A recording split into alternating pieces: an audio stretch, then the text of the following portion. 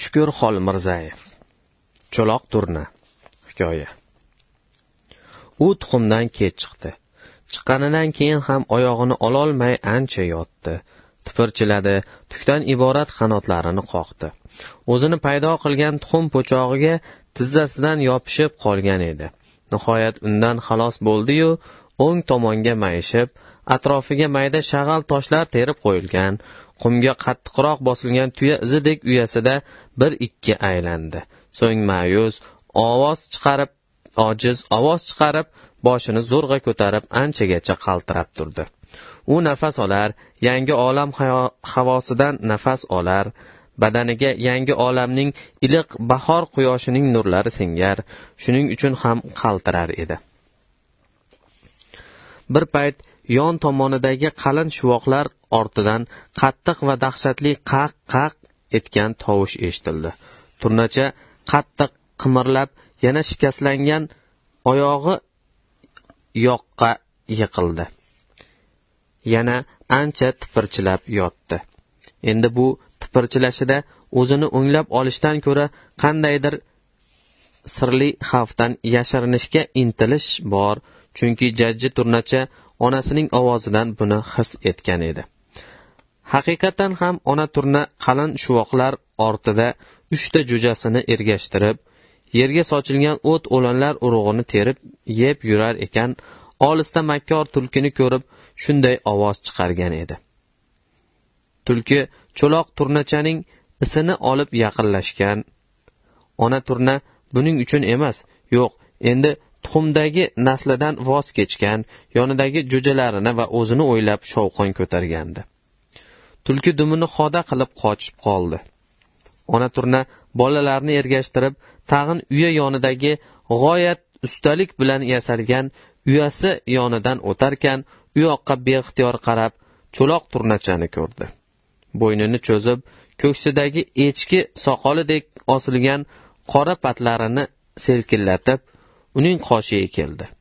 Tumshug'i bilan turtgan bo'ldi. Ixcham, ingichka oyoqlarini ildam ko'tarib, ustidan o'tdi. So'ng bo'ynini gajak qilib, bolasiga bir pas tepadan qarab turdi-da, tag'in uning ustidan xatlab, narida alang-jalang bo'lib, har tarafga talpinayotgan sog' jo'jalarini yoniga ketdi. Cho'loq turna daf'atan ustida paydo bo'lgan soyadan najot kutib unga intilgancha qolaverdi. Bu holni kuzatgan inson hayron qoladi. Ona turnani shafqatsizlik qildi deb o'ylaydi. Aslida bunday emas. Zero bu tur qushlarning ham o'ziga yarasha mehr shafqati bo'ladi. Bo'ladi-yu, lekin o'zga qonun bu hisdan ham ustun turadi. Bu yashamoq qonuni, zurriyot qoldirish va uning sog'lom kamol topib, o'zining ushbu ishini istiqbolda takrorlashiga bo'lgan tabiiy va tug'ma ehtiyoj qonunidir. Shuning uchun ham ular zurriyotni buzadigan va istiqbolda yashashi og'ir bo'lgan farzandlardan osongina voz kechishadi. Cho'loq turnaning mayda shag'al toshchalar ustidan o'tishi ham mashaqqatli bo'ldi. Shundan keyin ham anchagacha yoniga ag'anab yotdi. Nihoyat o'zini o'nglab, ne bir his, sezgi bilan quruq yerga tumshug'ini urdi. U ovqatga muhtoj, yangi olamda shu tarzda xo'rak topishini tuyg'u bilan tuygan edi. Ona turna bolalarini hamon ergashtirib, ba'zan g'ut-g'ut ovoz chiqarib, don yeyishga undar. Ular donlashar ekan, u benihoya uzun bo'ynini cho'zib, tevarakka qarab turardi. Nihoyat olislarga chigirtka va kamyod o't barglarini izlab ketgan ota turna ham uchib keldi. Keyin qanotlarini yoniga tap-tap urib, uzun oyoqlarini cho'zib yerga qo'ndi. U qo'nishi bilan ona turna parvoz qildi. Ona turna esa bolalari o'rtasiga kirib, g'ut-g'ut deya og'zini ochdi.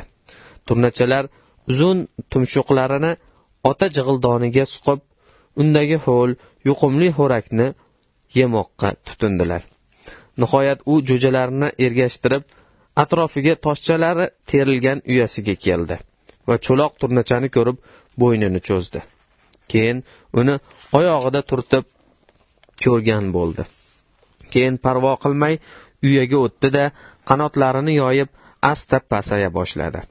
Turnachalar chiychiylashib, otaning issiq patlari ostiga kirib olishdi.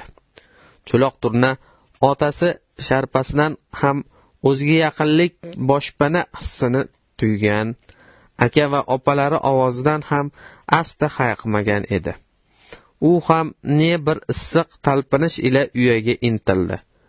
Bir amallab toshchalardan o'tdi va dumalab turib issiq qanoq tagiga suqildi. Ehtimol cho'loq turna uyaga kirolmaganda ota turna unga parvosiz qolaverar edi. Biroq endi uning harakatda ekanligi sababli qanoti ostiga kirishga qarshilik qilmadi. Otaning bag'ri tashqaridagi iliq oftobdan ham yoqimli edi. U muhimi cho'loq turnachaning qaltirashi bosilgan, uning vujudiga bir xavotirlik va ishonch kirgan edi.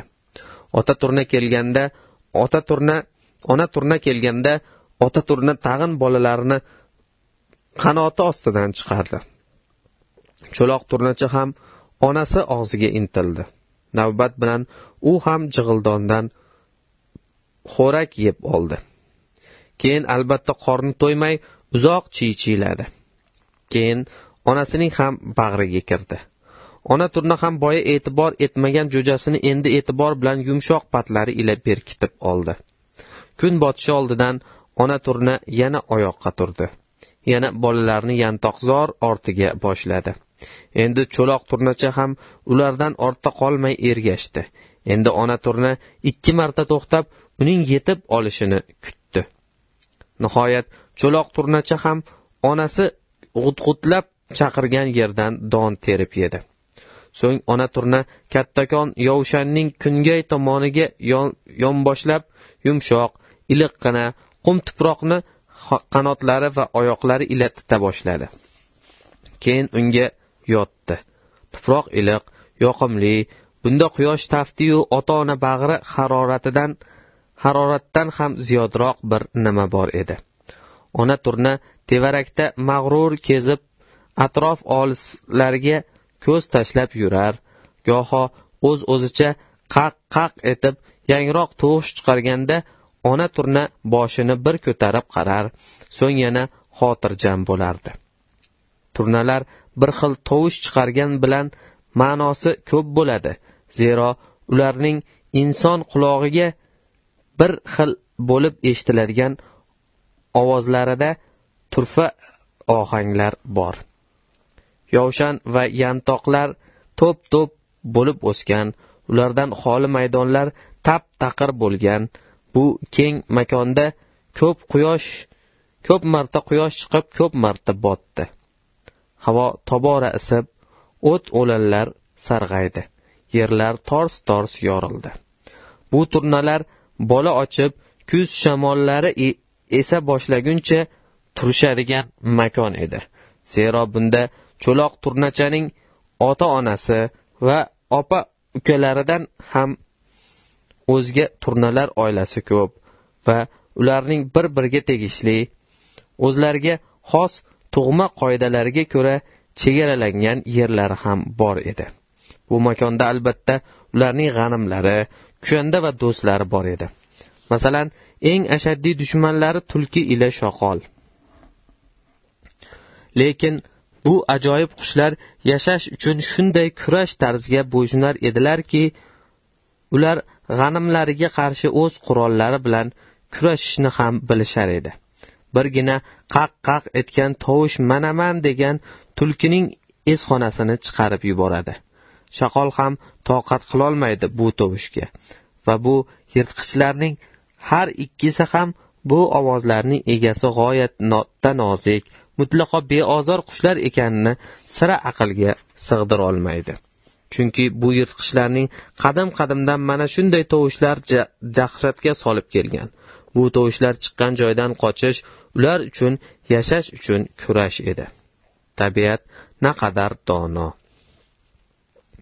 Turnalarning uyalari nima uchun bu qadar sodda ibtidoiy, qumga qattiq bosilgan tuya izining o'zi tag'in ochiq yerga qo'yishadi. Atrofi nega kichik toshlar bilan qurshaladi? Bu uyalarda yana bir g'aroyibotni ko'rish mumkin. Qaysi turna tuxum qo'ysa, tuxumlari bilan yonma-yon 2-3 ta ot tezagini ham keltirib qo'yadi. Ular nega kerak?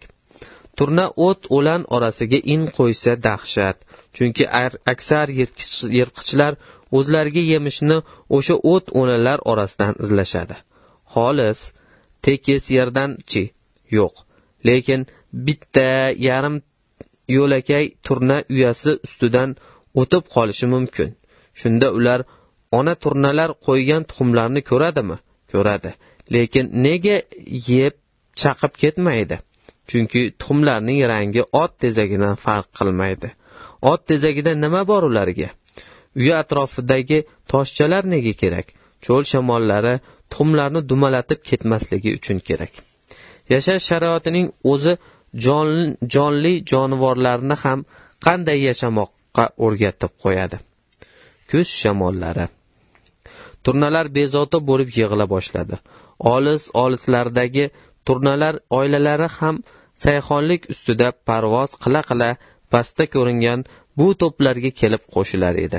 So'ng qanotlarini tap-tap urib yugurishgan, bir-birlarini quvlashgan, oyoqlarini ko'tarib, qanotlarini silkitishgan.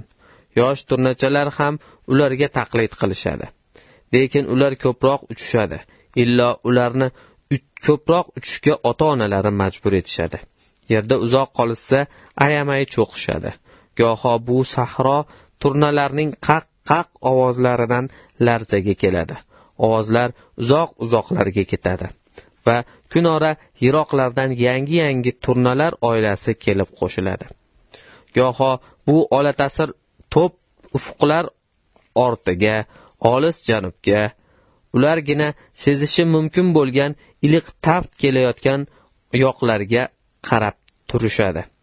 Shunda shimoldan esadigan shamol ularning yollari, soqollari va qanotlarini hurpaytiradi. Bir safar turnalar galasi taqir maydonda uzoq yo'rg'alab qaqillashdi. So'ngra shunday tapir-tupur qanot qoqib havoga ko'tarilishdiki, taqir yer changib, yovshan shuvoqlar boshi shamol eskandek egildi. Talatopda yerga talay patlar uchib tushdi. So'ng qushlar havoda gilamcha bo'lib aylana-aylana ko'tarila boshladi. Osmon falakka chiqqanda ham aylanishar, bu aziz sahro ustida parvona bo'lgandek aylanishar. Endi ularning ovozlari tamom o'zgacha, qandaydir mungli va porloq. Endi ovozlar bir-biriga jo'r bo'lib chiqar edi. Qurey, qurey. Ovozlar elas-elas eshitilar, turnalar nuqtalar misol ko'rina boshladi. Keyin birpas parokanda bo'lishdi, uzun saf tortishdi, pastda janubga qayrilishdi. Cho'zilgan ipga tizilgandek bo'lib sahro osmonidan uzoqlashib ketishdi. Turnalar. Ularning yaralishlari va yashash tarzlaridan kelib chiqqan alohida uchishlari bor. Yerga qo'nish yoki yerdan ko'tarilish paytida gilamcha bo'lishadi. Olislarga parvozda arg'amchiga aylanishadi. Zero olis parvoz paytlarida ipga tizilgandek uchishmasa, ming chaqirim yiroqdagi manzillarga emas, uning 100dan 1ga ham yetishlari gumon. Ular yo'llarda qolib yoxud nomaqbul joylarga qo'nib halok bo'lishar edi.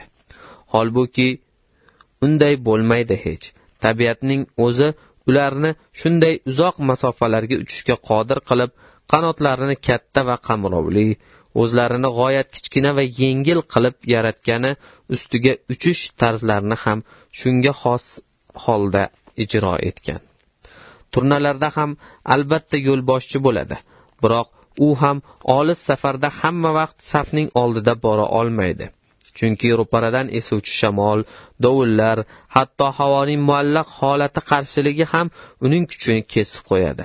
Shuning uchun yo'lboshchi turna ham yo'lakay dam oladi.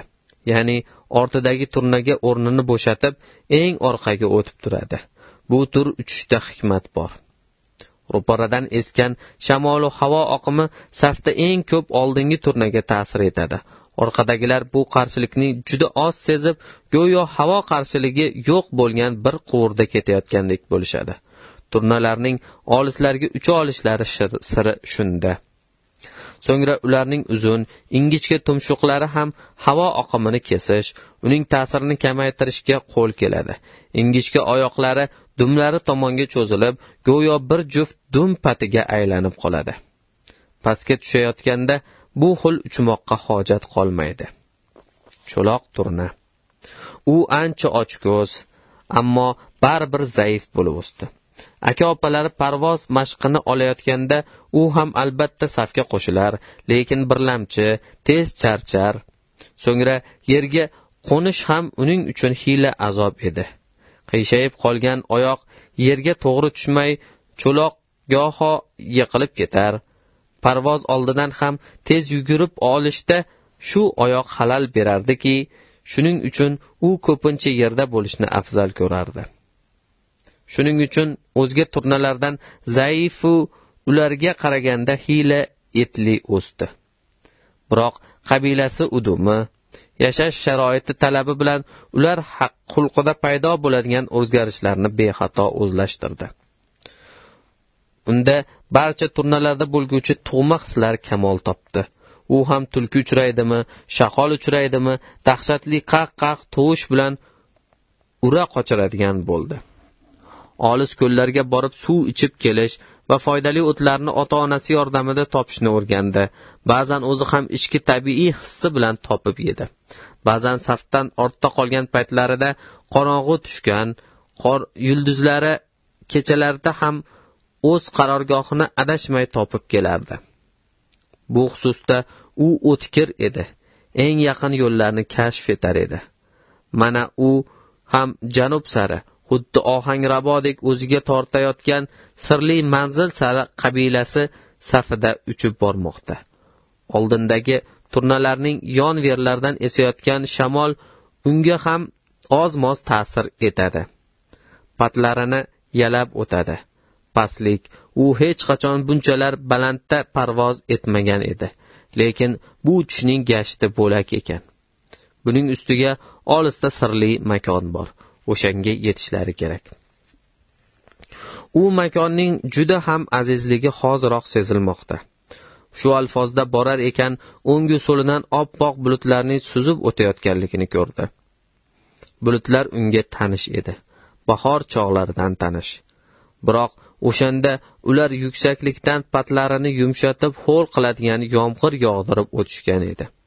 Cho'loq turna aka-opalari bilan qo'nishib ularni pastdan kuzatishgan, so'ng oftob charaqlab chiqqanda patlarini uzoq tutib to'zg'atishgan edi. Ular goho suvloqqa borib cho'milgandan keyin ham iliq qumloqda turib patlarini shu xilda quritishardi. Endi esa cho'loq turna o'z safdoshlari bilan o'sha bulutlar ichidan suzib o'tmoqda. Lekin u bundan vahimaga tushayotgani yo'q.